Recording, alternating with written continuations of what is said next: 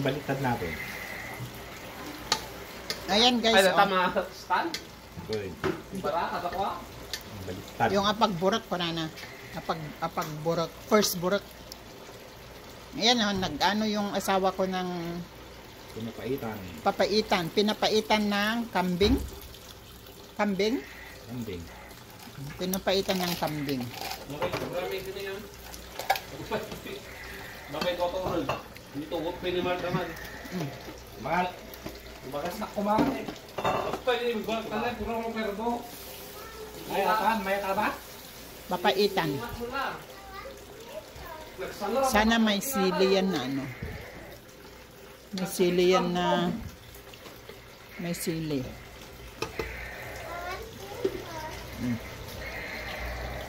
Ano yung mga yan? Dalam?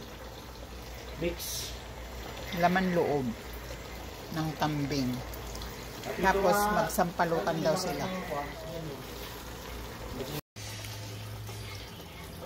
Yan na guys. Antayin lang natin na kumulo. Nilagyan ng asawa ko ng ano, ng fresh na dahon ng tawag nito, luya. Fresh yan na dahon ng luya. Ano,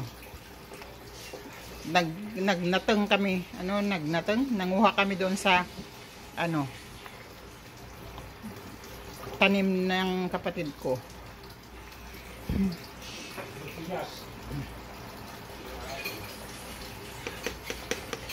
Yan lang natin siyang kumulo. Ayan na guys. Ang ano, recipe ng aking asawa. Nilagang, papaitan. Hindi linagat. Na kambing. Nilagyan niya ng ano, sili. Tapos ano, yung dahon-dahon niya is, ano yan?